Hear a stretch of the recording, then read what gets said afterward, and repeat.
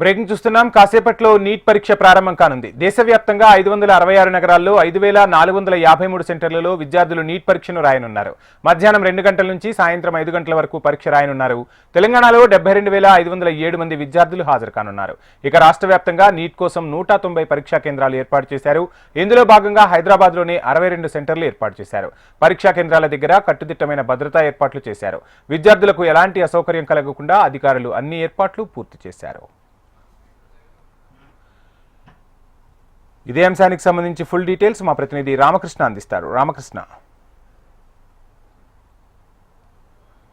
వంశీ, మరి కాసేపట్లో దేశవ్యాప్తంగా నీట్ పరీక్షలు ప్రారంభం కానున్నాయి. మధ్యాహ్నం 2 గంటల నుండి సాయంత్రం 5 గంటల వరకు పరీక్ష జరుగుతుంది. అయితే ఇప్పటికే ఉదయం 10 గంటల నుంచి విద్యార్థులను ఎవరైతే పరీక్ష రాస్తున్నారో ఆ విద్యార్థులను అందరినీ హాల్లోకి అనుమతిస్తున్నారు. దాదాపుగా 1:30 వరకు వీళ్ళని అందరినీ సెంటర్లోనికి అనుమతిస్తారు. 1:30 తర్వాత ఎవరిని అనుమతించేది లేదని ఎన్టీఏ అధికారులు ఇప్పటికే స్పష్టం చేశారు. కాబట్టి ఎవరైతే 1 నిమిషం ఆలస్యమైన పరీక్ష హాల్లోకి లేదు కాబట్టి ఉదయం 11 గంటలే విద్యార్థులు పరీక్ష కేంద్రాలకు చేరుకొని పరీక్ష సెంటర్లకు అయితే, ఎందుకంటే బయోమెట్రిక్ విధానం ఉంది కాబట్టి బయోమెట్రిక్ విధానం కంపల్సరీ విద్యార్థులు చేయాల్సి ఉంది కాబట్టి వారికి కావాల్సిన ఏవైతే రిక్రూట్మెంట్ ఉందో వాటిని అన్నింటినీ ఇప్పటికే అధికారులు వాటిని సిద్ధం చేశారు. వాటిని అన్నింటినీ విద్యార్థులు పూర్తి చేసే కార్యక్రమం. అదేవిధంగా ఎవరైతే పరీక్ష రాస్తున్నారో వారికి హాల్ టికెట్తో పాటు ఒక 2 పేపర్లు, 2 ఫోటో సైజ్ ఫోటోలు, అదేవిధంగా బాల్ పెన్ ఏమీ అవసరం లేదు. Only hall ticket, ID card మాత్రమే లోపలికి అనుమతిస్తారు. ఏదైతే డ్రెస్ కోడ్ ఉందో డ్రెస్ కోడ్ను కంపల్సరీగా పాటిస్తున్నారు. కాబట్టి విద్యార్థులు కానీ, అమ్మాయిలు కానీ, అబ్బాయిలు కానీ, ఎవరు కానీ ఎలాంటి ఎలక్ట్రికల్ గ్యాడ్జెట్స్ కానీ, అదేవిధంగా సెల్ ఫోన్లు కానీ, వాచ్ రిస్టులు కానీ వీటన్నిటి అనుమతించదు. ఈవెన్ అమ్మాయిలకు సంబంధించిన రింగులు కానీ, ముక్కురాలు కానీ, చెవు పోగులు కానీ వీటన్నిటి కూడా అనుమతించారు. చేతులకు ఎవరైనా బ్యాండేజ్ కట్టుకున్నా కూడా వాటిని కూడా తీపిచ్చి పంపించేట్టు మనం చూస్తున్నాం. కాబట్టి అదేవిధంగా విద్యార్థులు ఎవరైతే ఉన్నారో వాళ్ళని షూ వేసుకొచ్చిన సాక్సులు వీటినన్నిటి కూడా అనుమతించడం లేదు. కేవలము టీ షర్ట్ పాయింట్తో పాటు చెప్పులో మాత్రమే లోపలికి అనుమతిస్తున్నారు.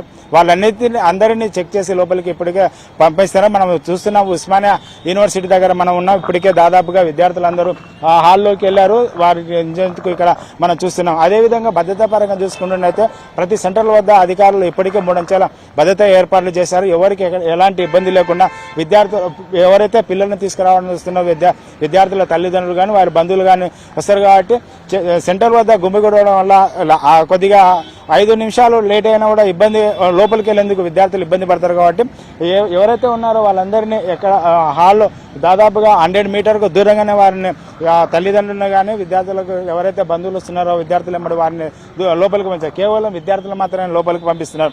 మనం చూస్తున్నాం ఉస్మానియా క్యాంపస్ ఆర్ట్స్ కాలేజ్ ముందర ఇప్పటికే చూసినట్లయితే దాదాపుగా విద్యార్థులందరూ లోపలికి వెళ్ళారు. వారిని ఒక్కొక్కరిని చెక్ చేసి పంపిస్తున్నారు. అయితే ఎవరికైతే ఏమైనా ఇబ్బందులు ఉన్నా వాటిని అన్నిటినీ సాల్వ్ చేస్తున్నారు. అదేవిధంగా పరీక్ష హాల్లోకి అనుమతించిన తర్వాత పరీక్ష హాల్లో వాళ్ళకి ఎలాంటి ఇబ్బంది లేకుండా ఇప్పుడు సమ్మర్ కాబట్టి మధ్యాహ్నం 2 గంటల నుంచి 5 గంటల వరకు పరీక్ష రాస్తున్నారు. కాబట్టి విద్యార్థులు వారందరికీ కావాల్సిన ఏవైతే ఉన్నాయో వాటర్ బాటిల్ కానీ, బాల్ పెన్ ఉన్నాయి వీటన్నిటి వాళ్ళే ఎన్టీఏ అధికారులు ప్రొవైడ్ చేస్తున్నారు. పరీక్ష విధానం కూడా పెన్ను, పెన్సిల్ ఆఫ్లైన్ విధానం కాబట్టి వీరందరికీ వాటికి వాళ్ళే ప్రొవైడ్ చేస్తున్నారు. కాబట్టి వాటికి ఎవరు పెన్ను కూడా లోపలికి అనుమతించలేదు.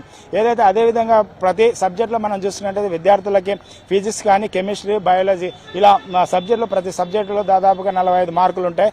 టోటల్గా 720 మార్కులు వీరు రాయాల్సి ఉంటుంది. ప్రతి సబ్జెక్టుకు 180 మార్క్స్ ఉంటాయి. ఈ విధంగా 4 సబ్జెక్టులకు కలిపి దాదాపుగా 720 మార్కులు ఉంటున్నాయి. కాబట్టి అదేవిధంగా కేటగిరీల ప్రకారం కూడా వీటికి ఏదైతే ఉండనో వీళ్ళని దీంట్లో నీట్లో కూడా కేటగిరీ ఉంటుంది. కాబట్టి ఓబీసీ, ఎస్సీ వీళ్ళకి అన్నిటికీ కట్ ఆఫ్ మార్కులలో ఉంటాయి. వీటన్నిటికీ దృష్టిలో పెట్టుకొని విద్యార్థులు ప్రతి సబ్జెక్టుకు అటెంప్ట్ చేసే విధంగా 180 క్వశ్చన్స్ ఉంటాయి. కాబట్టి 180 క్వశ్చన్లు వాళ్ళు అటెంప్ట్ చేయాల్సి ఉంటుంది. దాంట్లో స్కోరును బట్టి ప్రవేశ పరీక్షలు, వైద్య పరీక్షలు అనుమతిస్తారు. కాబట్టి ప్రతి విద్యార్థి ఎవరైతే ఉన్నారో వాటిని అన్నింటినీ OMR సీటు ద్వారా ఫిలప్ చేసింది. కాబట్టి వారికి బాల్ పెన్ అవసరం ఉంటుంది.